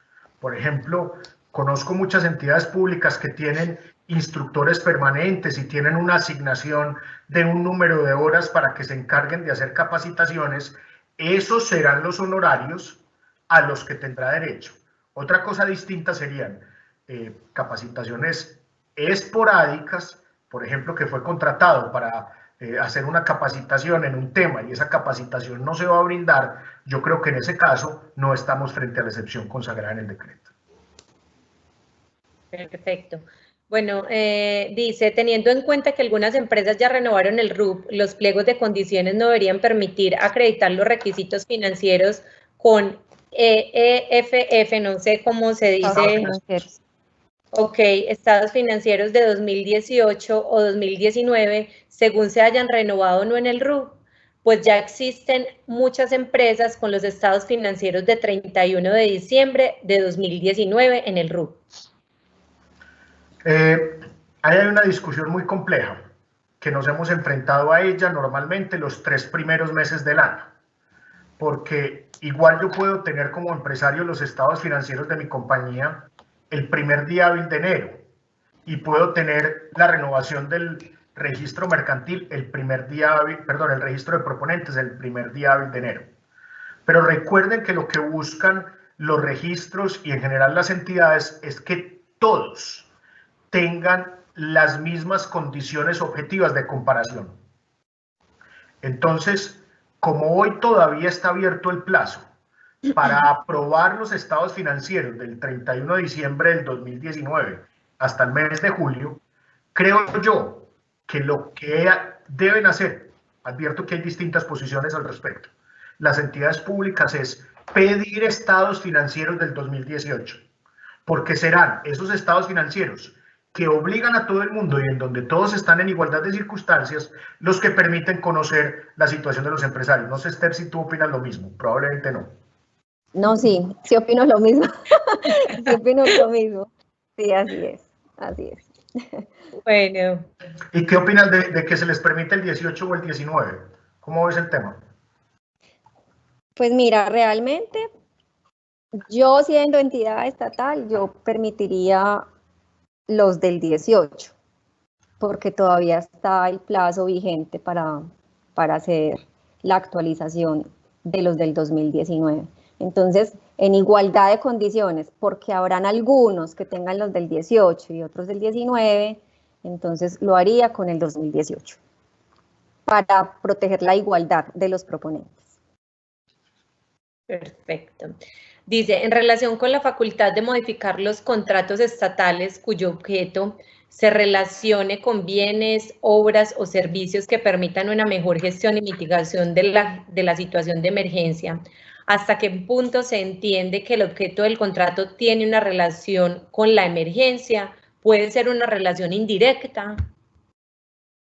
De hecho, esta pregunta la uno a otra que hay por ahí que tiene que ver con insumos eléctricos, que puede que no tenga que ver directamente con, no sé, con la prestación del servicio de energía, pero estos insumos son necesarios para la mitigación de la pandemia.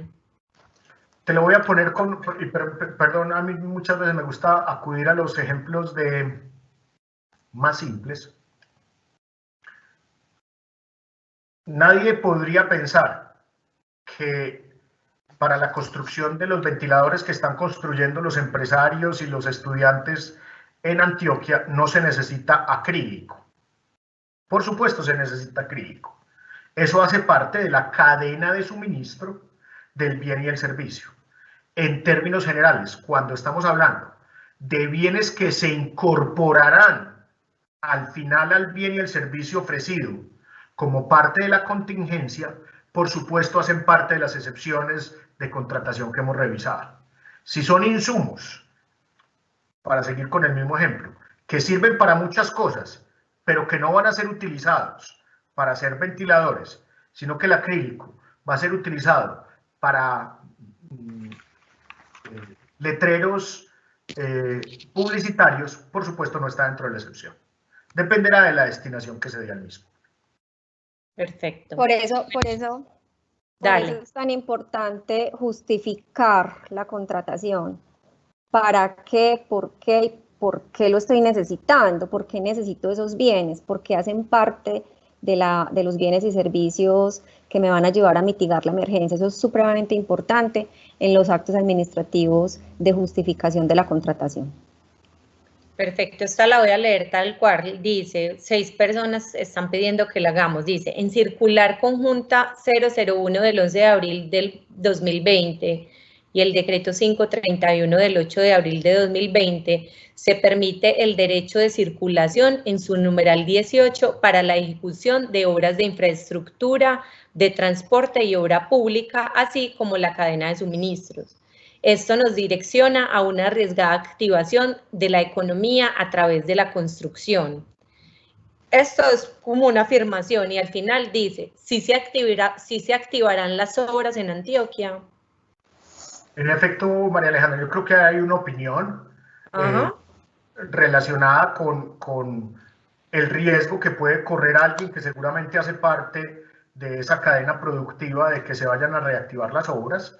Pero desde el punto de vista estrictamente normativo, en efecto, está previsto de acuerdo con el numeral 18 del decreto 530, de acuerdo con el decreto 531, que una de las excepciones para permitir la libre movilización de personas es aquellas que tengan que desplazarse para atender obras de infraestructura. Entonces, está previsto dentro de las excepciones y será el responsable de cada una de esas obras de infraestructura el que decida si reactivará las obras o si no las reactivará. Perfecto.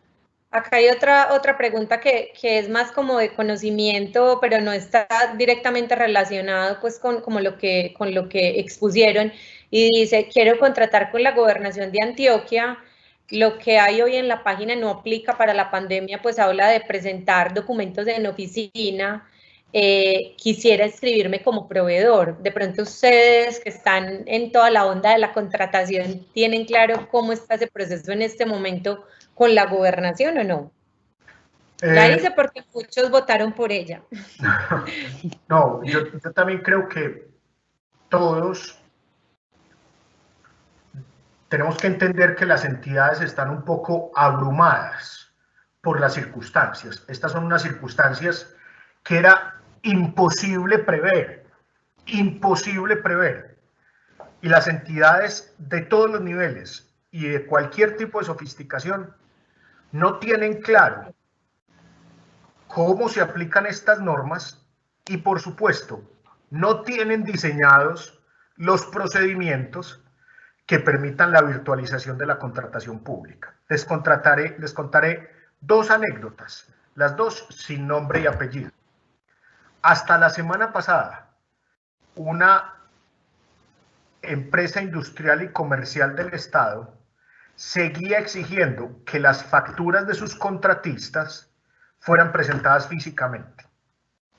Pero no es, y créanme, no es por mala voluntad, no es por corrupción, no es porque no quieran pagar, sino porque ellos, las entidades públicas, están tan abrumadas como todos nosotros, que estamos diseñando los procesos y procedimientos de acuerdo con esta contingencia. Entonces ellos ya supieron cómo adecuarse y cómo hacerlo. Y la segunda anécdota: una entidad estatal muy grande tiene dentro de poco un vencimiento de presentación de propuestas, muchas de ellas internacionales, y es el día de hoy y no saben cómo recibir las propuestas por vía electrónica. Está hablando de una entidad pública muy grande. Entonces no nos... Yo aquí hago un llamado un poco a la comprensión. Todos estamos ajustándonos y las entidades públicas son un poco más lentas, están un poco más abrumadas para poder reaccionar frente a todas estas circunstancias. Sí, eso está claro. O sea, movernos hacia el tema de la virtualidad es un tema que no estamos preparados y toma un tiempo la adecuación para estos procesos. ¿Cómo se puede hacer para el reconocimiento de nóminas del personal del contratista que se debió desmovilizar por la cuarentena y en contratos vigentes y no se realizó acta o acuerdos de suspensión del contrato? Yo leí ahorita esa pregunta, María Alejandra, y estimo que se refiere a un contrato o mejor, interpretaré que se refiere a un contrato de prestación de servicios y de apoyo a la gestión. Por ejemplo, un contrato de transporte o un contrato de servicio de aseo y cafetería. En ese caso dispone, Esther me aclara el número del decreto, porfa. Dispone el decreto que los contratos no pueden ser suspendidos y el pago corresponderá al último de los pagos realizados por la entidad pública. No sé si se refiere exactamente a esa circunstancia. Si se refiere a otra circunstancia, no sé si esté previsto dentro de las excepciones de las que hemos hablado. Esther. Yo también lo entendí así. El decreto 491 establece que esos contratos de prestación de servicios, como aseo, vigilancia, cafetería, transporte y demás de esta naturaleza, no deben ser suspendidos. Y para que se efectúe el pago deben entregar la planilla de seguridad social donde se relacionen todos los empleados que estaban vinculados a la empresa. Y de esta manera la entidad estatal puede autorizar el pago de los honorarios. En ese caso, entonces, le doy alcance a mi respuesta. La prueba será la planilla de seguridad social correspondiente al periodo inmediatamente anterior. Dice: en los noticieros muestran la adquisición de algunos bienes y servicios que, revisando en el SECOP 2, se desconoce a qué proceso hace referencia. ¿Qué otros medios se están usando para este tipo de contratación o a qué se debe esto?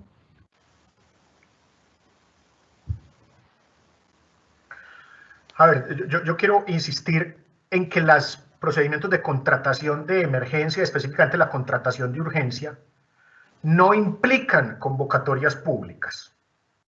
Es decir, el SECOP2 está publicando contratos que se han realizado ya, no está publicando oportunidades de nuevos contratos, porque en eso consiste la excepción, en permitir contratación inmediata para atender las consecuencias de la pandemia. No significa, por otro lado, que eso permita a las entidades no respetar los principios de transparencia. Por supuesto que los tienen que respetar, pero no significa ni mucho menos que tengan que hacerse licitaciones públicas o convocatorias abiertas para que todo el mundo pueda participar. Será la entidad, conforme a sus verificaciones y validaciones de conveniencia, que decida a dónde ir a comprar. No sé, Esther, si tendrías algo para señalar. No, así es. Incluso el decreto 440, cuando habla de la agregación de demanda, utiliza la palabra que las entidades territoriales preferirán para la adquisición de bienes este mecanismo. Lo podrían hacer por otros mecanismos y efectivamente, como estamos en una causal de contratación directa, pues no hay necesidad de hacer convocatorias públicas. Perfecto. Dice, si yo como contratista estoy ejecutando un contrato y por la contingencia la entidad suspende la ejecución, ¿es posible que cuando se reinicie la entidad decida no continuar con la ejecución y solo pagar lo que se ha ejecutado para destinar el resto de recursos para otro uso? Esther. Pues con todo lo que hemos dicho, yo creo que las normas que ha expedido el gobierno tienden a proteger el contratista y creería pues que si suspendieron el contrato, pues este contrato debe terminarse una vez suspendida la pandemia. O sea, yo creo que en este momento lo que no deben estar haciendo las entidades es suspendiendo los contratos, porque lo que debemos proteger es al contratista, que se le paguen los honorarios, a darle mecanismos para que pueda hacer su trabajo en casa, pueda prestar su servicio. Yo estoy de acuerdo con ello. De hecho, los procesos que se suspenden son los que no han sido adjudicados. Los procesos que se terminan son aquellos a los que no se les ha presentado propuesta. Después de adjudicado un contrato, el contratista tiene el derecho a ejecutar su contrato, así como la entidad estatal tiene derecho a percibir el objeto y cada uno tiene obligaciones correlativas. Si se suspendió por criterios de causa mayor, o de fuerza mayor, perdón, o de causa extraña, desaparecida esos criterios de fuerza mayor o de causa extraña, el contrato tiene que reactivarse y no surgiría una nueva causal, desde mi punto de vista, que le permitiera a la entidad, con ocasión de esta pandemia, terminar el contrato aduciendo que va a destinar esos recursos a la pandemia misma. Yo creo que, y esto tiene que ver mucho con una conferencia que también organizó la Cámara la semana pasada sobre las consecuencias de la fuerza mayor en la ejecución de los contratos. Yo creo que en este caso debería revitalizarse, y perdóneme si soy ingenuo, el principio de buena fe, que es un principio con características legales clarísimas, en el sentido de que el contratista que nos está haciendo esa pregunta tiene derecho a terminar su contrato y la entidad pública no podría acudir a una teórica transferencia de recursos para terminar el mismo. Me parece que si acudiera a esa causal no estaría configurada la fuerza mayor o la causa extraña que le diera razón para terminar el contrato mismo. Bueno, dice, con relación a las pólizas que garantizan a la entidad contratante las obligaciones a cargo del contratista, ¿se podrán suspender los términos de estas y quién asumirá el costo de los nuevos plazos que se amplían en las pólizas hasta que salga de la emergencia? ¿Se puede declarar incumplimiento de las obras y por consiguiente hacer efectivas las pólizas? Yo creo que hay varias preguntas. Sí. En primer lugar, ¿Se podrán suspender los términos de las pólizas? No, espere. En primer lugar, en cuanto a las garantías que amparan la ejecución de obra pública, lo que pasa es que mientras esté suspendida la obra pública no hay nada que garantizar, porque está suspendida. La ampliación de la obra pública debería correr por cuenta de la aseguradora. El periodo de suspensión debiera correr por cuenta de la aseguradora, y así estoy viendo que se está empezando a comportar el mercado asegurador, reconociendo que durante un tiempo no hay riesgo asegurable y que en consecuencia cuando vuelva a existir el riesgo asegurable, entonces debería ella ampliar el plazo de duración de las garantías respectivas. Sin embargo, no hay por lo menos que yo conozca, una disposición legal al respecto. Y por otro lado, yo creo que está más o menos claro que estas circunstancias constituyen una fuerza mayor o una causa extraña, que en términos generales excusan o eximen el cumplimiento de una obligación. Si ese contratista tenía la obligación de terminar una obra pública, un puente, dentro de 7 días, el 20 de abril, pues simplemente no lo puede hacer, pero no lo puede hacer no porque no quiera, sino porque no puede. Está configurado en ese caso y no podría declararse el incumplimiento, una de las causales que excusan el incumplimiento, que llama fuerza mayor o mejor causa extraña. ¿Esther, algo para añadir? No. Bueno, dice, ¿nos pueden aclarar, por favor, la diferencia entre suspensión de contrato versus liquidación de contrato? Esther.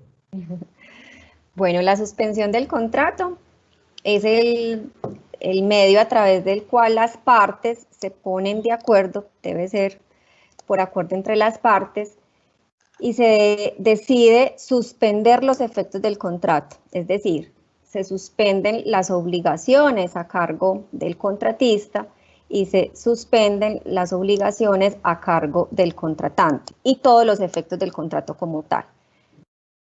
Entendido así, el pago, si yo no estoy prestando el servicio, pues no me van a pagar por el servicio que no estoy prestando. Y también tiene efectos en el tema de las pólizas, porque como no estoy prestando el servicio, entonces se debe dar un reporte a la aseguradora para que tenga en cuenta la suspensión. Esa es la suspensión del contrato. La liquidación del contrato se produce cuando se termina el contrato.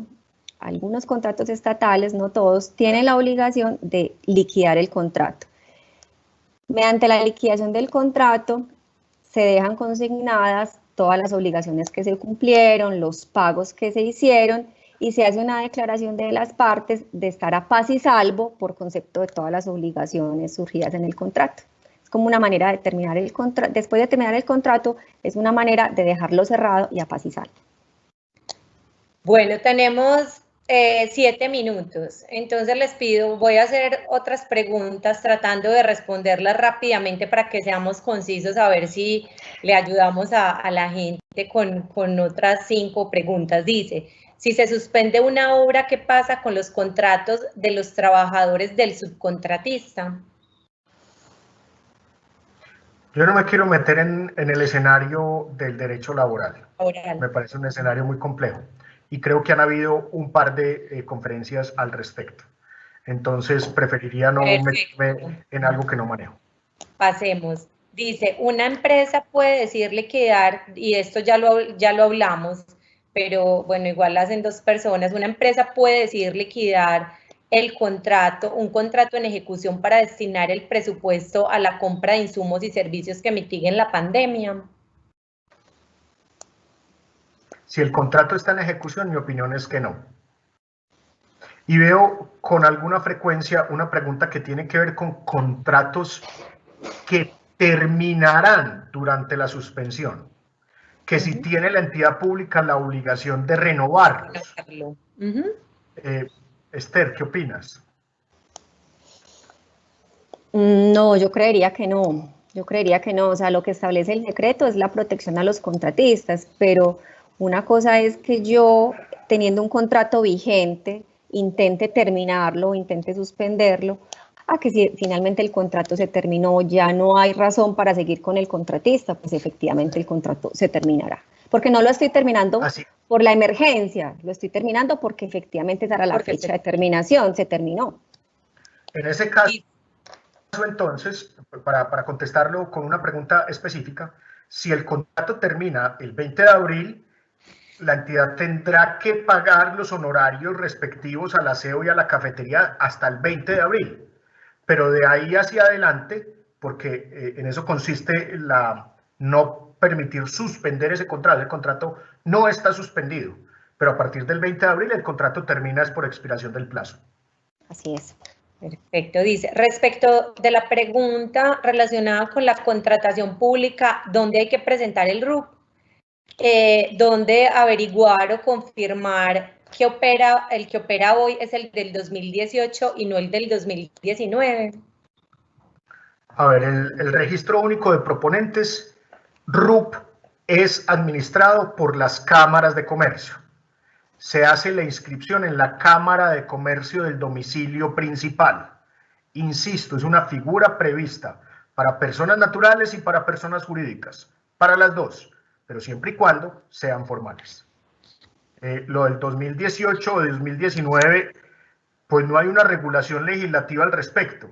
Lo que pasa es que hoy las compañías no tienen la obligación de tener estados financieros a 31 de diciembre del 2019. ¿Por qué no tienen esa obligación? Porque en virtud de esta contingencia, los plazos para que las asambleas de las personas jurídicas aprueben los estados financieros fueron ampliados hasta el 3 de julio del año en curso. Es decir, si no tienen la obligación, como yo perfectamente le puedo decir a la entidad pública, es que usted no me puede pedir los estados financieros del 31 de diciembre del 2019, porque yo no tengo la obligación de tenerlos. Entonces el único mecanismo que tiene la entidad para ser comparable en las propuestas será lo de los estados financieros del 2018. Bueno, voy con esta última que también tiene que ver con el RUP y dice, ¿cómo se puede hacer una para participar por primera vez en contratación pública de mínima cuantía después de tener el RUP? Por ahí alguien observó y yo también lo mencionaba, en los contratos de mínima cuantía no es necesario el RUP. Es importante mencionarlo. De mínima cuantía no es necesario el RUP. Y leí varias preguntas. Recuerden que en el RUP, o mejor, en el RUP hay unos mecanismos en donde se puede transferir la experiencia del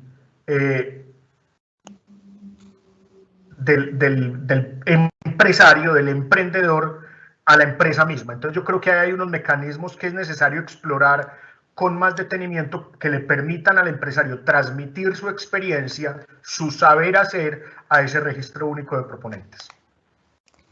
Sergio y Esther, bueno, para cumplir con el tiempo de inicio y de finalización, quiero agradecer este espacio, quiero agradecer la disposición, el tiempo, la preparación para este espacio para los empresarios.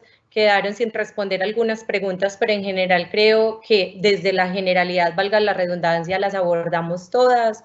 Así que mil gracias por estar hoy con nosotros en esta tarde. Con los gustos.